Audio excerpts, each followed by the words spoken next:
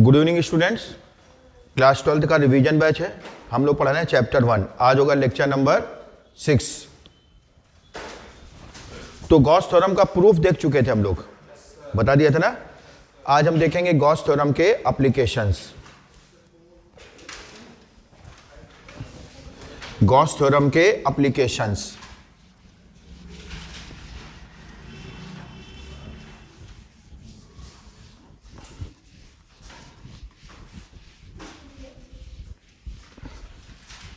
देखिए,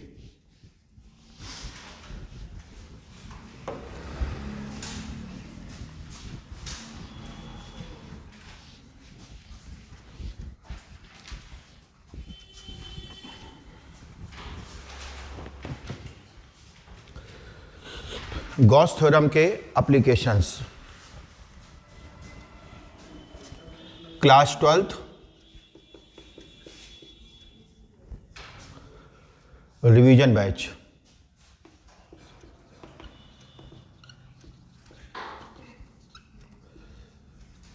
chapter 1 lecture 6। तो एक लेक्चर है इसमें और बचेगा बस, इसके बाद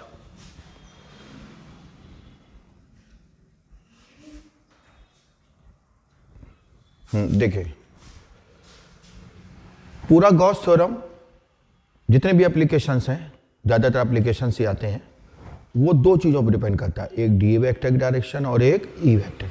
ठीक है, डी ए वेक्टर मतलब स्मॉल एरिया, तो direction of D A vector, direction of D A vector क्या होता है? परपेंडिकुलर आउटवर्ड्स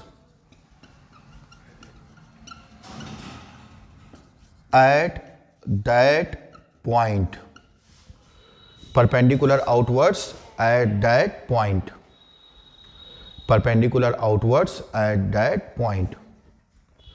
और डायरेक्शन ऑफ ई वेक्टर, इसके लिए क्या करते हैं? वेंद्रास्ट यूज करते हैं। क्या यूज करते हैं? वेंद्रास्ट। नहीं पता? जिस पॉइंट पे हमें इलेक्ट्रिक फील्ड की डायरेक्शन फाइंड करनी होती है, हम वहां पे क्या एज्यूम करते हैं? Plus Q not charge. नहीं पता बेटा? The direction along which plus Q not charge tends to move, the direction along which plus Q not charge tends to move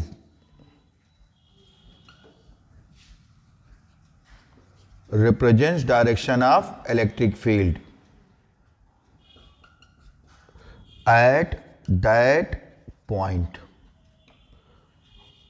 ठीक है, तो जितने भी एप्लीकेशंस हैं ये इन्हीं दो पॉइंट्स पे बेस्ड हैं। ठीक है, डीए वेक्टर, कहीं कहीं स्मॉल एरिया को डीएस वेक्टर से भी लिखते हैं, कंफ्यूजन की जरूरत नहीं है। कुछ बुक्स में स्मॉल एरिया को किससे रिप्रेजेंट किया गया है? डीएस वेक्टर से। ठीक है, तो डीएस वेक्टर से लिखें या डीए वेक्टर से लिखें, बात एक ही है। तो डायरेक्शन ऑफ डीए वेक्टर क्या होता है? Perpendicular outwards at that point. और direction of E vector, the direction along which plus Q not charge tends to move represents direction of electric field at that point. बंद करो जल्दी जल्दी जल्दी, तुम खुश हो जाओ बेटा, पीछे बैठो। हाँ,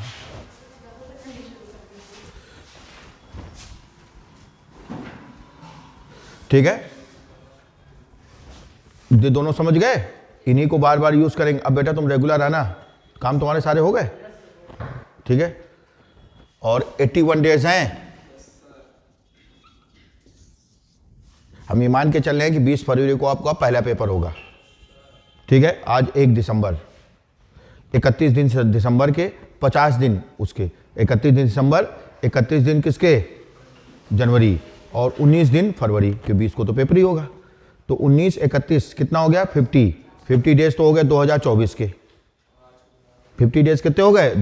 31 दिन इसके हो गए। तो आज कितने दिन बचे? 81। 81 कट जाएगा, कल ऐसे बचेंगे। ठीक है, अभी नहीं समझे? यानी 81 में 31 दिन किसके हैं? 2023, और 50 डेज किसके हैं? 2024। कैसे 50 माना, समझ आया? 31 जनवरी के हो गए और 19 किसके हो गए, फरवरी के। हम ये मान के चल रहे हैं कि पहला पेपर आपका 20 फरवरी। कल आईसी बोर्ड की आ जानी चाहिए स्कीम, कल आ जाएगी शायद, तो 20 आज सी बात होंगी। हाँ, एक इस हफ्ते तो आ जाएगी, ठीक है, इस हफ्ते नहीं तो मंडे तक ही जाएगी। कब आ रही है? ठीक, सीबीएसई वालों को आ जाएगी, लेकिन आईसी वालों को कल आ रही है, बच्चे बता रहे थे। तो यहां तक कोई दिक्कत, समझ गए? ठीक, इसको देखो ध्यान से, तुम बेटा इसको देखो। तो ये दोनों डायरेक्शन समझे। डीए वेक्टर डायरेक्शन क्या होती है? जो भी हम स्मॉल एरिया लेंगे उसके perpendicular outwards. DA vector direction क्या होती है? जो भी हम स्मॉल एरिया ले, समझ आ रहा है कुछ? जो भी हम स्मॉल एरिया लेंगे उसके परपेंडिकुलर आउटवर्ड्स, ठीक है। और ई वेक्टर डायरेक्शन के लिए क्या यूज करेंगे? Plus Q not. क्या यूज करेंगे? व्यंद्रास्त्र, ठीक है।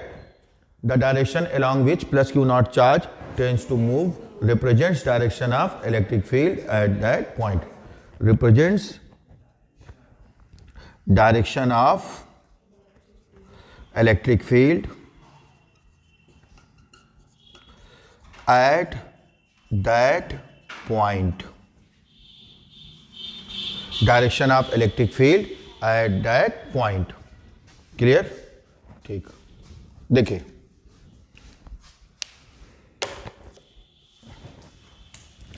तो पहला एप्लीकेशन देखने आ रहे हैं। गॉस थ्योरम हमने पढ़ा ना, total electric flux passing through a close surface. और ये जो क्लोज सरफेस होता है इसी को हम क्या लेते हैं? Gaussian surface. इसी को बोलते हैं गॉसियन सरफेस। ये जो बीच में राउंड शेप बनाया गया है यही रिप्रेजेंट कर रहा है क्लोज सरफेस को, ठीक है। तो स्मॉल इलेक्ट्रिक फ्लक्स कैसे निकालते हैं? E vector dot D A vector. ये small electric flux passing through small area D A vector. भूल गए क्या सब लोग? ये है small electric flux passing through small area D A vector.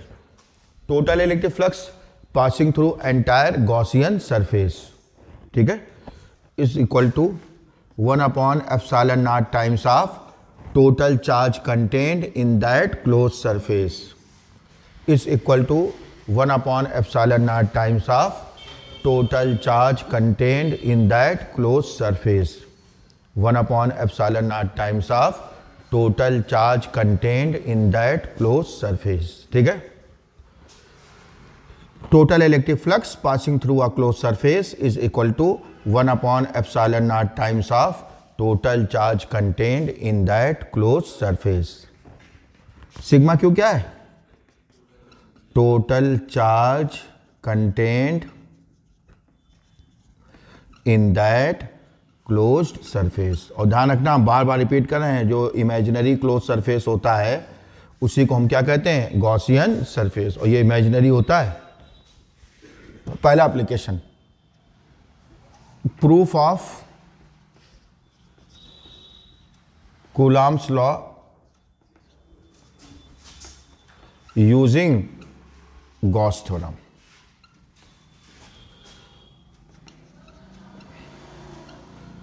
जितने भी एप्लीकेशन है दो ही चीजों पर डिपेंड करेंगे, एक डी ए वेक्टर की डायरेक्शन और एक ई वेक्टर। इसको नोट करके नोट कर लो, वैसे तो पता ही है फिर भी नोट कर लो। Direction of D A vector, direction of E vector. नहीं पता है? क्या देखने आ रहे हैं? Proof of Coulomb's law using Gauss theorem. Proof of Coulomb's law using Gauss theorem. Proof of Coulomb's law using Gauss theorem.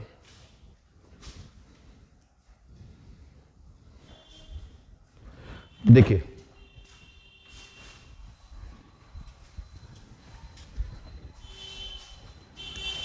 तो ये हो गया स्फेयर। क्या हो गया ये? स्फेयर।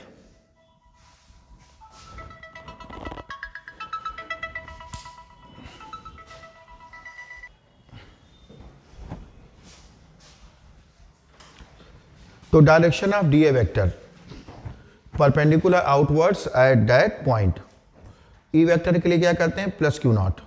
ई वेक्टर के लिए क्या करते हैं? Plus Q not. The direction along which plus Q not charge. और कहाँ पे एज्यूम करते हैं प्लस क्यू नॉट? जिस पॉइंट पे हमें इलेक्ट्रिक फील्ड की डायरेक्शन फाइंड करनी होती है। समझ गए? जिस पॉइंट पे हमें क्या फाइंड करनी होती है, इलेक्ट्रिक फील्ड की डायरेक्शन। जिस पॉइंट पे हमें इलेक्ट्रिक फील्ड की डायरेक्शन फाइंड करनी होती है वहां पे क्या एज्यूम करते हैं, प्लस क्यू नॉट चार्ज। ठीक है, the direction along which plus Q not charge tends to move represents direction of electric field at that point. अब ये स्फेयर है, क्या है ये, स्फेयर। जो हमने गॉस थ्योरम प्रूव किया था तो इरेगुलर शेप लिया था, लेकिन अब हम गॉस थ्योरम के क्या पढ़ रहे हैं, एप्लीकेशन। तो ऐसा शेप लेंगे जिससे कि हमें इंटीग्रेशन करने में आसानी रहे। ठीक है, इजीली इंटीग्रेशन हो जाए। तो ये स्फेयर है, ये पॉइंट पी ले लिया इसके सरफेस पे, इसके अराउंड ये एरिया हो गया, ये इसका सेंटर हो गया जहां पे मान लेते हैं प्लस क्यू चार्ज रखा हुआ है। डी ए वेक्टर की डायरेक्शन आप जानते हैं, जो भी स्मॉल एरिया लेते हैं उसके परपेंडिकुलर आउटवर्ड्स, तो ये हो गया आपका डी ए वेक्टर। ठीक है, ई वेक्टर के लिए हम यहां पे क्या एज्यूम करेंगे, प्लस क्यू नॉट। क्या एज्यूम करेंगे, प्लस क्यू नॉट, पता ना। अब ये प्लस क्यू क्या करेगा, प्लस क्यू नॉट को रेपल करेगा। ये प्लस क्यू क्या करेगा, प्लस क्यू नॉट को रेपल। जिस पॉइंट पे हमें इलेक्ट्रिक फील्ड की डायरेक्शन फाइंड करनी होती है हम वहां पे क्या एज्यूम करते हैं, प्लस क्यू नॉट चार्ज। नहीं समझ आ रहा है, क्या एज्यूम करते हैं, plus Q not charge. The direction along which plus Q not charge tends to move represents direction of electric field at that point.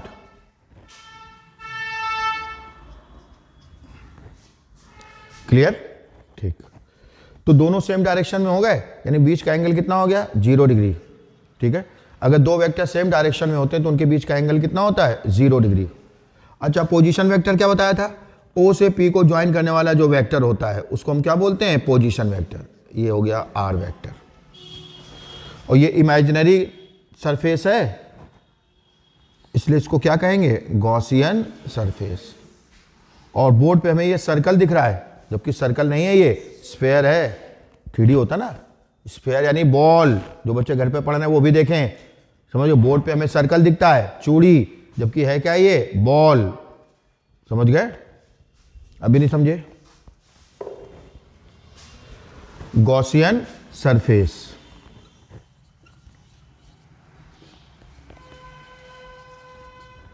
ठीक है, अब नोट करते चलो, बनाते चलो। और इसमें एक दो लाइन शुरुआत में लिख देना अपने आप, नहीं तो मेन बैच में तो पढ़ा ही था ना आपने। एक दो लाइन कैसे लिखोगे, let a point charge plus Q is situated at point O and a sphere is drawn, या an imaginary sphere of radius R is taken around the point O. बस हो गया, नहीं समझे। Let a point charge plus Q is placed at point O and an imaginary sphere of radius R is drawn around the point O. बस एक दो line sufficient है, diagram बना के प्रूवमेंट स्टार्ट कर देंगे। तो जितने भी एप्लीकेशन है सब में आपको दो चीजें करनी है। सबसे पहले आप इलेक्ट्रिक फ्लक्स निकालेंगे पूरे गॉसियन सरफेस से, फिर गॉस थ्योरम अप्लाई करेंगे। ये सबको पता है ना, D A vector direction, E vector direction, bar bar repeat कर रहे हैं। डी ए वेक्टर डायरेक्शन क्या होगी, जो भी स्मॉल एरिया लेंगे उसके परपेंडिकुलर आउटवर्ड्स। ई वेक्टर के लिए क्या करेंगे, प्लस क्यू नॉट। ठीक है,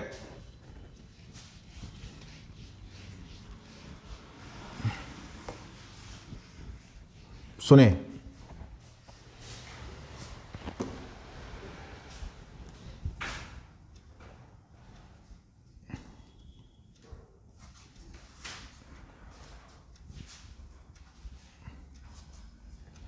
तो सबसे पहले small electric flux passing through small area D A vector, passing through small area D A vector.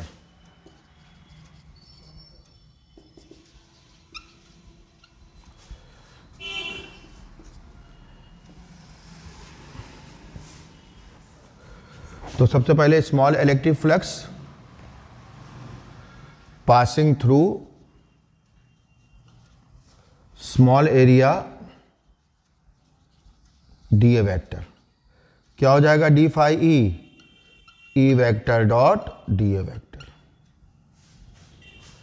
Small electric flux passing through small area D A vector. ठीक है, आगे total electric flux,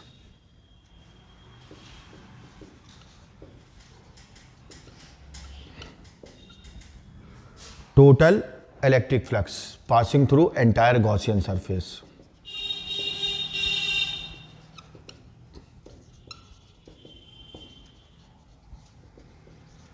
passing through entire Gaussian surface, passing through entire Gaussian surface।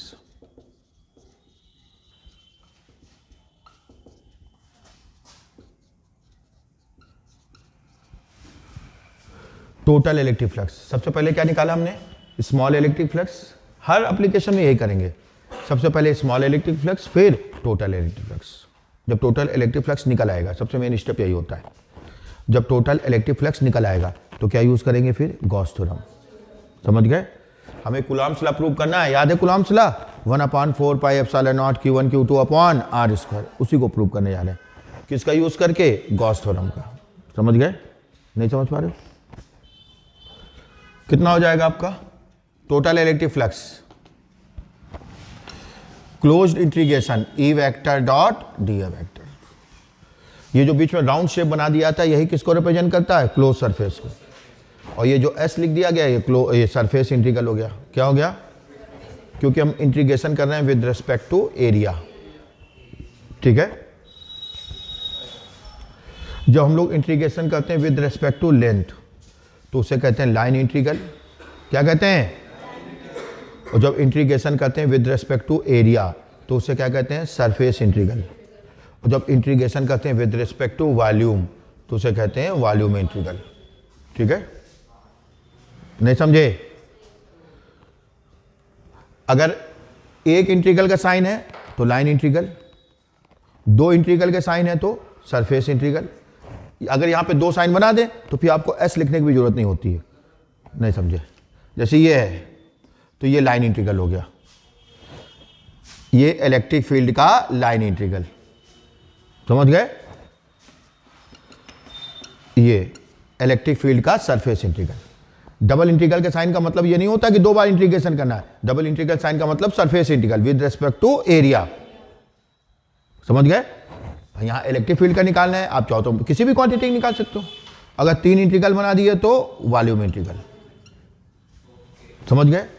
तो आगे चल करके जब maths पढ़ोगे BSc वगैरह में और फिजिक्स में भी तो हम लोग ऐसे यूज करते हैं। ठीक है? तो दूर से दिख जाता है कि ये विद रिस्पेक्ट टू किसके इंटीग्रेशन किया जाए। ये विद रिस्पेक्ट टू लेंथ, ये विद रिस्पेक्ट टू एरिया, ये with respect to volume. Line integral, surface integral, volume integral, किसी भी क्वांटिटी का। समझ गए? अब भी नहीं समझे? फिर आपको यहाँ पे V लिखने की, यहाँ पे S लिखने की कोई जरूरत नहीं है। डबल इंटीग्रल का मतलब ये होता है विद रिस्पेक्ट टू एरिया यानी सरफेस इंटीग्रल, और ट्रिपल इंटीग्रल का मतलब विद रिस्पेक्ट टू वॉल्यूम यानी वॉल्यूम इंटीग्रल। ठीक है? थोड़ा देखने में स्टैंडर्ड लगता है, अच्छा लगता नहीं? नहीं अच्छा लग रहा है? ठीक। अब यहां पे हम लोग इंक बचाने के लिए डबल इंटीग्रल ना बना करके S लिख देते हैं नीचे। ठीक है? बच्चों के ब्रेन पे ज्यादा प्रेशर ना पड़े। ठीक? एक इंटीग्रल से घबरा जाते, दो है देख के बेहोश हो जाएंगे। ठीक? सुनिए, तो हम लोग क्या देख रहे हैं? अब इसको सॉल्व करो। दोनों के बीच का एंगल कितना है? E वेक्टर DA वेक्टर के बीच का एंगल 0 डिग्री। हम फिर रिपीट कर रहे हैं, अगर आपको DA वेक्टर और E वेक्टर की डायरेक्शन में कंफ्यूजन है तो आप टेंशन फ्री हो जाएं, आप कुछ ना कर पाएंगे गॉस थ्योरम में। नहीं समझे? फिर आप अगले बैच का वेट करें 11 मार्च। ठीक है? DA वेक्टर डायरेक्शन क्या होती है? जो भी स्मॉल एरिया लेंगे उसके परपेंडिकुलर आउटवर्ड्स। E वेक्टर के लिए प्लस Q नॉट, यहाँ पे प्लस Q नॉट एज्यूम किया तो ये प्लस Q क्या करेगा? उसको रिपल करेगा। अब बच्चे सोचते हैं वो काहे नहीं पीछे जा रहा है? केवल plus Q not charge move करने के लिए फ्री होता है, बाकी सारे चार्ज क्या होते हैं? फिक्स्ड होते हैं। ये हम अपनी तरफ से एज्यूम करते हैं इसलिए फ्री होता है ये। नहीं समझे? बाकी सारे चार्जेस क्या होते हैं? फिक्स्ड होते हैं। दोनों के बीच का एंगल 0 डिग्री है, EDA cos 0। क्यों 0 डिग्री है समझ में आया? लिख दो, since E vector and DA vector are along in the same direction, that is theta is equal to 0 degree।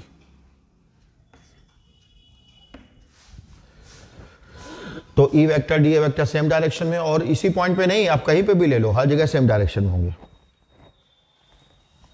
बस सॉल्व करते जाओ। ई बाहर ले लो, cos 0 1 हो जाएगा। ई क्यों बाहर लिया? क्योंकि ई का जो मैग्नीट्यूड है वो गॉसियन सरफेस के हर पॉइंट पे क्या होगा? सेम। अगर ये डिस्टेंस आर है तो ये भी तो आर होगी, ये भी तो आर होगी, ये भी तो आर होगी। तो चार्ज से कोई भी पॉइंट लेंगे, गॉसियन सरफेस के हर पॉइंट की डिस्टेंस कितनी होगी? आर। हमने क्या कहा, कुछ समझ आया? तो गॉसियन सरफेस के किसी भी पॉइंट पर आप ई वेक्टर का मैग्नीट्यूड निकालेंगे तो क्या आएगा? सेम। डायरेक्शन जरूर अलग है लेकिन मैग्नीट्यूड यानी वैल्यू क्या होगी? सेम। तो क्या होगा? ई क्यों बाहर ले लिया? Since magnitude of E vector is same at each point of Gaussian surface। कोई भी चीज करेंगे ब्रैकेट में जरूर शो करेंगे। Since magnitude of E vector is same at each point of Gaussian surface। ठीक है। डीए का इंटीग्रेशन ए, डीए का इंटीग्रेशन ए, जैसे डीएक्स का इंटीग्रेशन एक्स होता है वैसे डीए का इंटीग्रेशन ए। ए का मतलब total area, total area of entire close surface.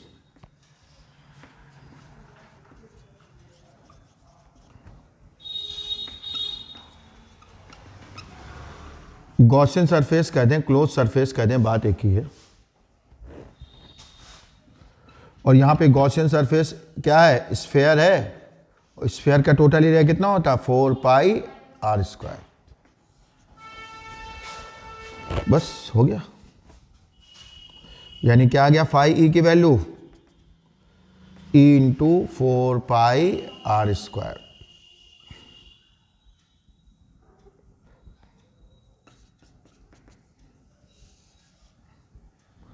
Four pi R square. यहां तक कोई दिक्कत? क्या वैल्यू आ गई? E into 4 pi R square.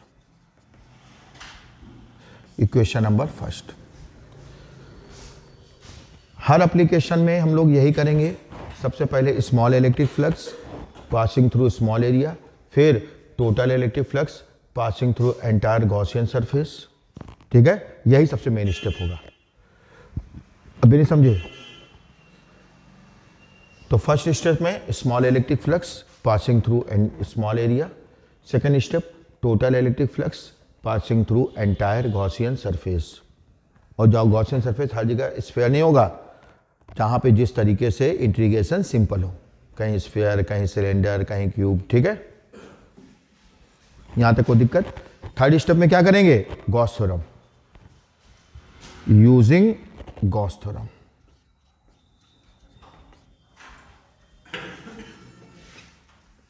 क्या होता है Gauss theorem? Total electric flux passing through a close surface, total electric flux passing through a close surface, total electric flux passing through a close surface is equal to 1/ε0 times of total charge content in that close surface. पहली बार सुना है? अरे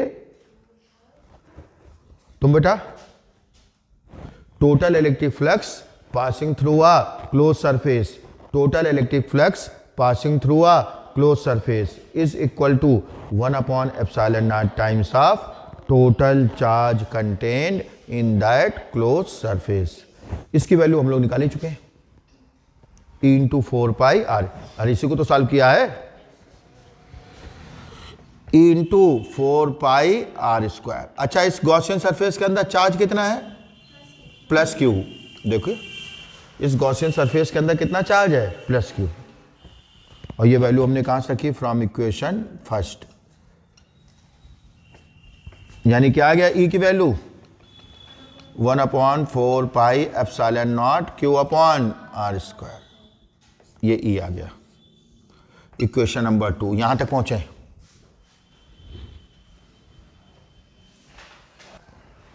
अब force निकाल दो, force, इसका result करना है हम लोग। Electric force, electric force acting on test charge, acting on test charge plus Q naught placed at point P। कितना इलेक्ट्रिक फोर्स लगेगा? F equal to E q naught. क्यों? क्योंकि E इक्वल टू क्या होता है? F upon q naught, according to definition of electric field, according to definition of electric field E equal to F upon q naught. तो F equal to क्या हो जाएगा? E q naught. E की value रख दो 1 upon 4 pi epsilon naught. E की value रख रहे हैं क्यू नॉट अपॉन या Q अपॉन आर स्क्वायर, ये E की वैल्यू रख दी इंटू क्यू नॉट। E की वैल्यू हमने कहां से रखी है? From equation 2।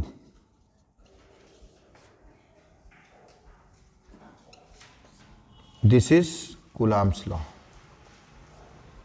यही तो होता है Q1 Q2 upon R square. Q1 की जगह Q, Q2 की जगह Q नॉट। नहीं समझे? तो ये गॉस थ्योरम के द्वारा हमने क्या प्रूव किया? Coulomb's law. ये फर्स्ट एप्लीकेशन था। सेकंड एप्लीकेशन पे आ जाएं।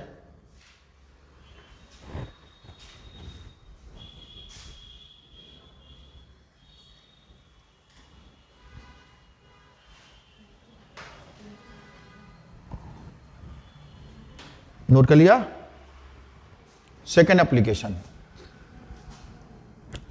Intensity of electric field.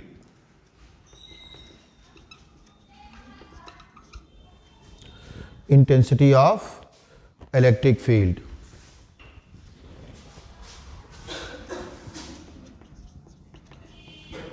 Produced at a point due to uniformly charged wire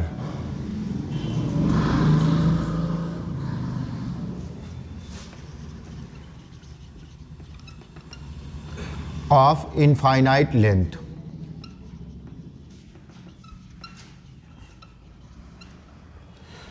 आप इसको इनफाइनाइट लाइन चार्ज भी कर सकते हो, इनफाइनाइट लाइन चार्ज।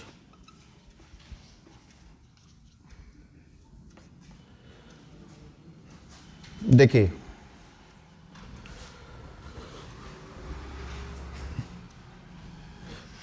ये नोट कर लिया सबने?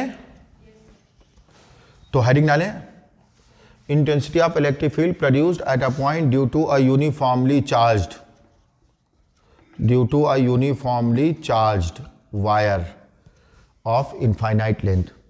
इनफाइनाइट लेंथ का मतलब ये नहीं होता कि करोड़ों किलोमीटर लंबा है। इनफाइनाइट लेंथ का मतलब केवल इतना होता है कि जिस पॉइंट पे हम इलेक्ट्रिक फील्ड निकाल रहे हैं, वायर से उस पॉइंट की जो डिस्टेंस है वो निग्लेजिबल होनी चाहिए in compare to length of wire. फिर से सुने, अब जैसे वायर है, ठीक है, अब आप पॉइंट P पे निकाल रहे हैं इलेक्ट्रिक फील्ड, और सपोज वायर से पॉइंट P तक की डिस्टेंस y है, ठीक है। तो अगर इस y की वैल्यू वायर के लेंथ के कंपेयर में क्या है? निग्लेजिबल है। नहीं समझे? जिस पॉइंट पे हम इलेक्ट्रिक फील्ड निकाल रहे हैं, जिस पॉइंट पे हम क्या निकाल रहे हैं? इलेक्ट्रिक फील्ड, वायर से उस पॉइंट की डिस्टेंस, वायर से उस पॉइंट की डिस्टेंस अगर वायर के लेंथ के कंपेयर में निग्लेजिबल है, वायर के लेंथ के कंपेयर में क्या है? तो हम ये मान लेंगे कैसा वायर हो गया? ये इनफाइनाइट लेंथ का। समझ गए?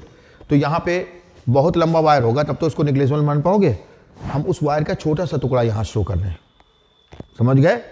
नहीं समझे? होगा कहाँ तक? यहाँ तक, उसके बगल में, बगल वाले मकान तक, फिर P स्क्वायर के मकान तक, उधर पुलिया तक। नहीं समझे? समझ गए?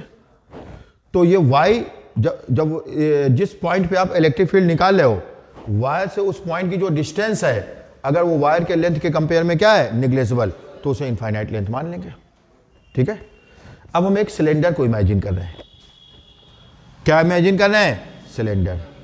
ऐसा सिलेंडर जो P से होके पास हो। कहां से पास हो? पॉइंट P से। कहां से पास हो? पॉइंट P से।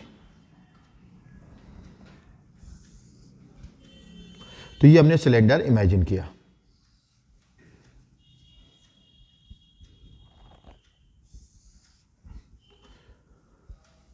और ये वायर उसके लिए, सिलेंडर के लिए किसका काम करेगा? एक्सिस का। वायर सिलेंडर के लिए किसका काम करेगा? एक्सिस का। हम फिर रिपीट कर रहे हैं, यहां पे हमने पूरा वायर नहीं शो किया है, वायर का छोटा सा पार्ट, बहुत लंबा वायर होगा, ठीक है। अब देखिए, इसमें जैसे इनिशियल लैंग्वेज लिखनी है तो कुछ जरूरत नहीं है। Let us consider a wire of infinite length on which positive charge is uniformly distributed. We have to find intensity of electric field due to this wire at point P at a distance y from the wire। हो गया? नहीं समझे? Let us consider a wire of infinite length on which positive charge is distributed uniformly। क्यों नहीं जान पा रहे बेटा? We have to find intensity of electric field due to this charged wire at point P at a distance y from the wire। ठीक है? ये language हो गई। तो जो मेन बैच के नोट्स हैं उसमें पूरी लैंग्वेज लिखी हुई है, लेकिन आप जरूरी नहीं इतनी पूरी डिटेल में लैंग्वेज लिखें, इतना सफिशिएंट है, ठीक है। नहीं समझे? अब ये पॉइंट P के चारों तरफ हमने क्या ले लिया? Small area. इस सिलेंडर को हमने 3 पार्ट में डिवाइड किया। इस सिलेंडर को हमने 3 पार्ट में डिवाइड किया।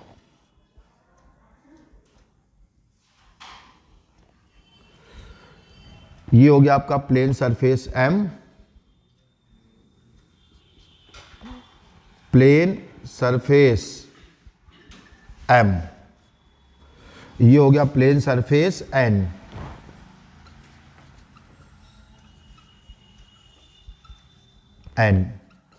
और ये हो गया कर्व सरफेस C।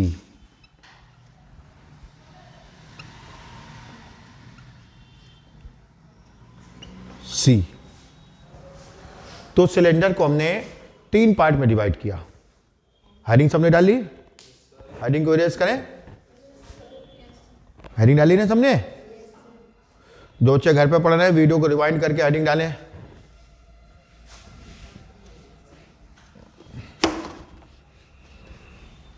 ठीक। तो इस सिलेंडर को हमने 3 पार्ट में डिवाइड। जैसे ये सिलेंडर है, देखो ध्यान समझो, बहुत इंपॉर्टेंट है। मन नहीं लग रहा क्या? 81 डेज, समझ गए? तो ये M, ये N और ये C। M N C, M N C, multinational company. अगर MNC में जाना है तो इस MNC को समझो, समझ गए? MNC, ठीक है। तो एक स्मॉल एरिया ये लिया, समझ गए? अभी हम जो गुड़गांव शादी में गए थे वो हमारे स्टूडेंट की शादी थी, ठीक है, और अच्छे पोस्ट पे पहुंच गई है, ठीक है। तुम लोग की शादियों में भी आएंगे। अगर सही जगह पहुंच जाओगे तो ये नहीं पता पान दुकान खोले काट देने चले आए, नहीं समझे? ठीक है, या हाउसवाइफ बने काट देने चले आए, समझ गए?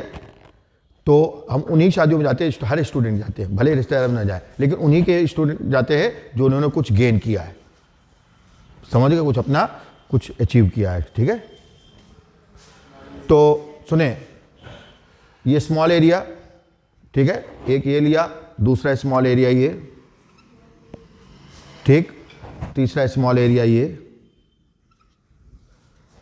चौथा एक, चलो ये भी ले लो। हम बार बार रिपीट कर रहे हैं, पूरा चैप्टर 2 चीज़ों पर डिपेंड करता है, एक DA वेक्टर डायरेक्शन और एक E वेक्टर।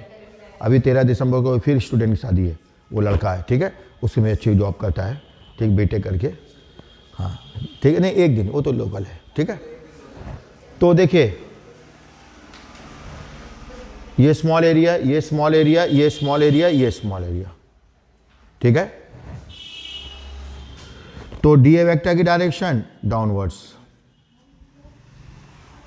जो भी स्मॉल एरिया लेते हैं बेटा तुमसे पूछेंगे, खड़े हो, अरे पूछो, सिलेबस का पूछो, क्यों नहीं बताओगे तुम? अच्छा यहाँ पे डीए वेक्टर डायरेक्शन क्या होगी? लेफ्ट। तो कॉन्फिडेंस क्यों नहीं है? जो भी स्मॉल एरिया लेते हैं उसके परपेंडिकुलर आउटवर्ड, तुम्हारे समझ आता है? अब है यहां पे बोलो स्मॉल एरिया, राइट, समझ गए? बटो। तो ये हो गया डीए वेक्टर, ये डीए वेक्टर, ये डीए वेक्टर। जो भी स्मॉल एरिया लेते हैं उसके परपेंडिकुलर आउटवर्ड्स। अगर किसी को डीए वेक्टर, जो बच्चे घर पे भी पढ़ रहे हो ध्यान सुने, अगर किसी को डीए वेक्टर की डायरेक्शन में भी कंफ्यूजन है तो बिल्कुल स्ट्रेस फ्री हो जाएं, एक भी क्वेश्चन गॉस थ्योरम के नहीं कर पाएंगे, समझ गए? तो डीए वेक्टर और ई वेक्टर की डायरेक्शन में अगर कंफ्यूजन है तो बिल्कुल स्ट्रेस फ्री हो जाएं, एक भी क्वेश्चन नहीं कर पाएंगे गॉस थ्योरम के। बेटा तुम्हें स्ट्रेस फ्री होना है ठीक, स्ट्रेस फ्री, एक भी क्वेश्चन नहीं करो तो काहे का स्ट्रेस? अच्छा ठीक है, पर कुछ गेन करोगे तो स्ट्रेस तो रहेगा, ठीक है?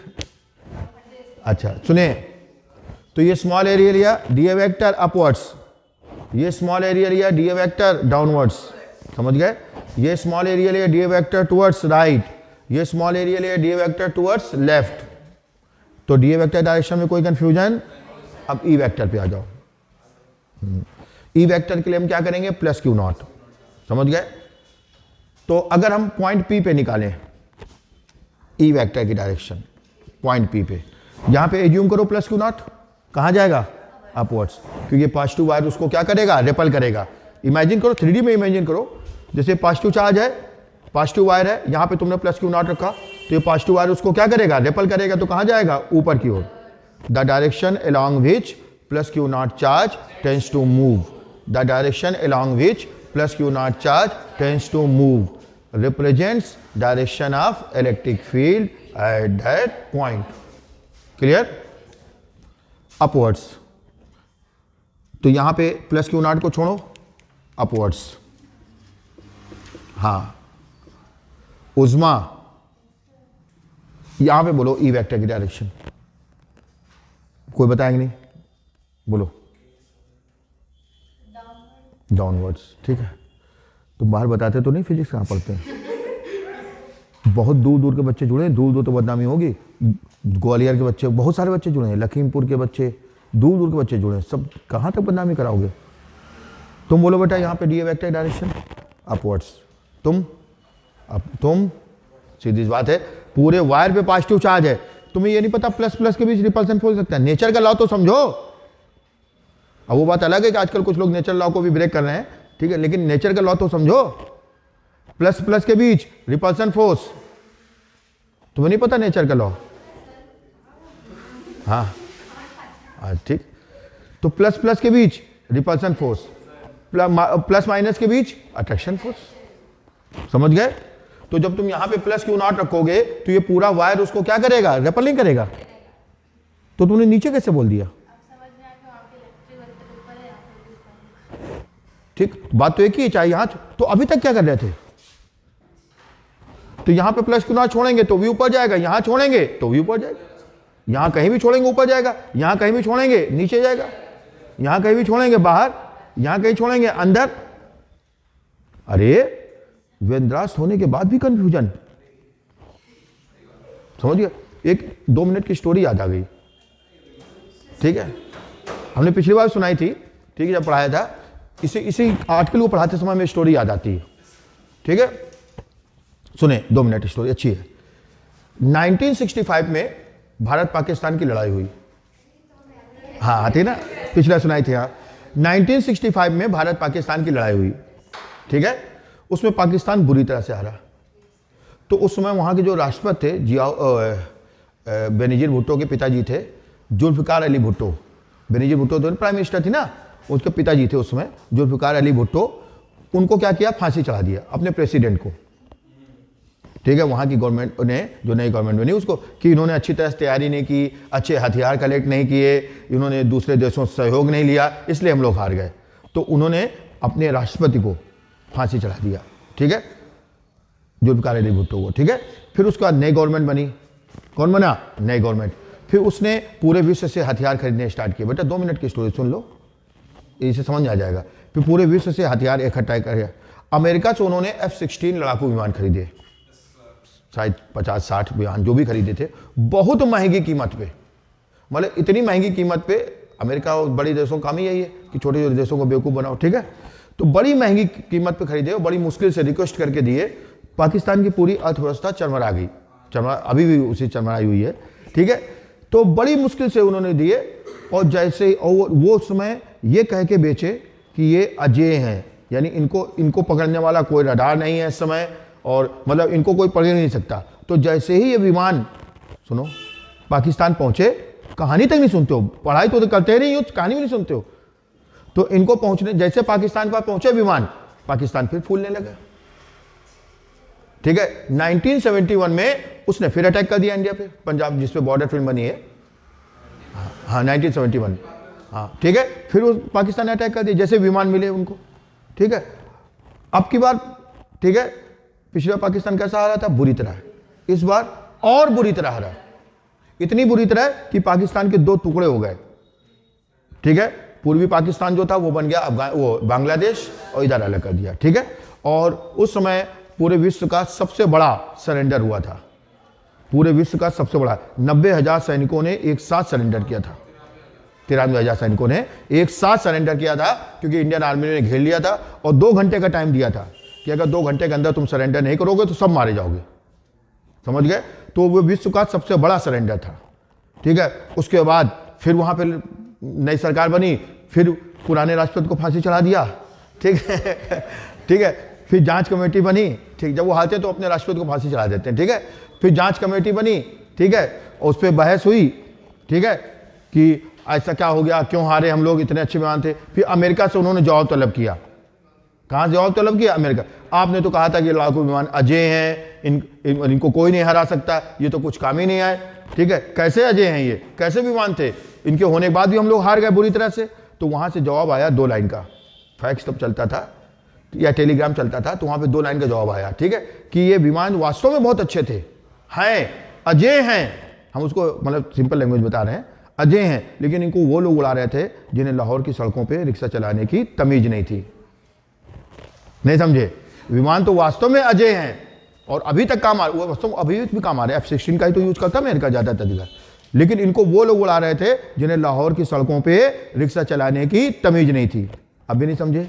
यानी अस्त्र कितना भी अच्छा हो, अगर आपको चलाने का तरीका नहीं पता है, समझ गए, तो वेंद्रास भी फेल हो जाएगा।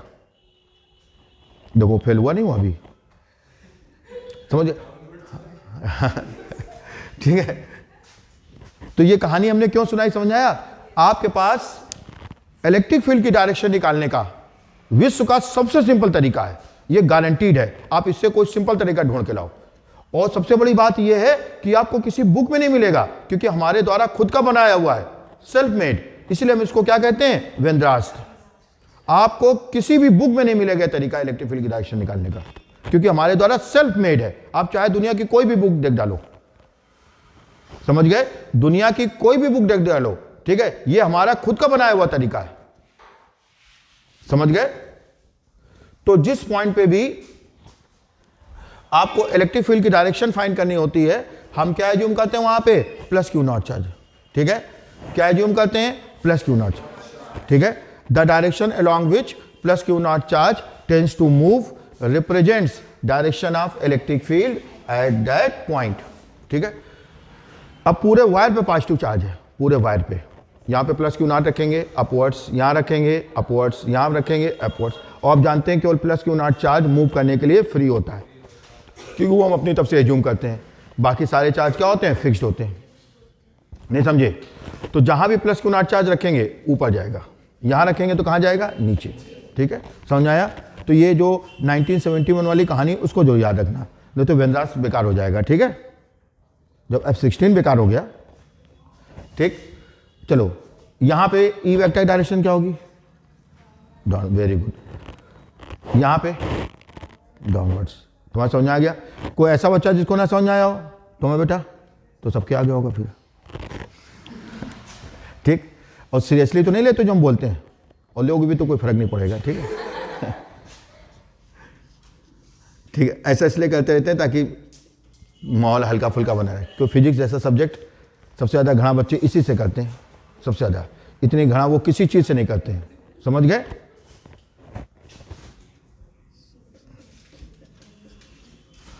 यहां तक कोई दिक्कत? तो हमने क्या कंक्लूजन निकाला एम पे। अच्छा यहां पे प्लस क्यू नॉट छोड़ेंगे, कहां जाएगा? Upwards.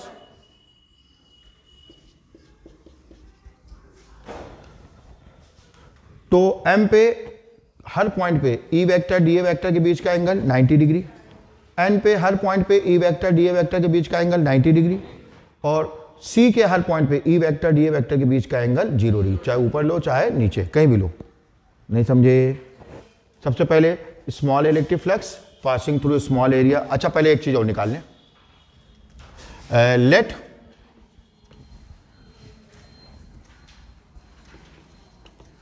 The linear charge density, let the linear charge density of the wire कितना है? लैम्डा। इसका मतलब जानते हैं? Amount of charge per unit length, amount of charge per unit length, पर यूनिट लेंथ। जो हम कहते हैं लीनियर चार्ज डेंसिटी, तो इसका मतलब होता है amount of charge per unit length. कितना है? लैम्डा। और length of imaginary cylinder, length of imaginary cylinder ये कितना है? एल। ये जो इमेजिनरी सिलेंडर इसकी लेंथ हमने कितनी ले ली? एल। और लीनियर चार्ज डेंसिटी कितनी है? सिग्मा। जब हम कहते हैं लीनियर चार्ज डेंसिटी, इसका मतलब जानते हैं amount of charge per unit length, ठीक है। Then total charge content, total charge content in the entire Gaussian surface, Gaussian surface। और यहां Gaussian surface क्या है? सिलेंडर। कितना है total charge content in the Gaussian surface? Total charge content in the Gaussian surface कितना है? Sigma Q है। इसकी वैल्यू कितनी होगी? Lambda into L. कैसे? पर यूनिट लेंथ पे कितना चार्ज है? लैम्डा। पर यूनिट लेंथ पे कितना चार्ज है? लैम्डा। पर यूनिट लेंथ पे कितना चार्ज है? लैम्डा। तो एल लेंथ पे कितना चार्ज होगा? Lambda into L. क्योंकि जितना लंबा सिलेंडर है उतना लंबा तो वायर इसके अंदर होगा। वायर कहाँ है? सिलेंडर के अंदर। कितना लंबा वायर सिलेंडर के अंदर होगा? जितनी सिलेंडर की लेंथ है। और सिलेंडर की लेंथ कितनी है? एल। तो सिलेंडर के अंदर कितना लंबा वायर हो गया? एल। पर यूनिट लेंथ पे कितना चार्ज है? लैम्डा। पर यूनिट लेंथ पे कितना चार्ज है? पर यूनिट लेंथ पे कितना चार्ज है? तो एल लेंथ पे कितना चार्ज होगा? Lambda into L. Equation number first. समझ गए? अब सबसे पहले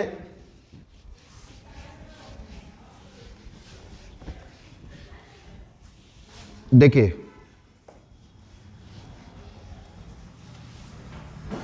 हमने यहां पे y डिस्टेंस पे निकालना है। अगर पेपर में r डिस्टेंस पे आ जाएगा तो छोड़ के चले आओगे। अरे जहां y लिखा वहां r लिख दोगे। समझ गए? स्मॉल इलेक्ट्रिक फ्लक्स, बस 5 मिनट और। Passing through small area, passing through small area, D A vector. Small electric flux passing through small area D A vector कितना हो जाएगा? D phi E vector dot D A vector. अब टोटल इलेक्ट्रिक फ्लक्स,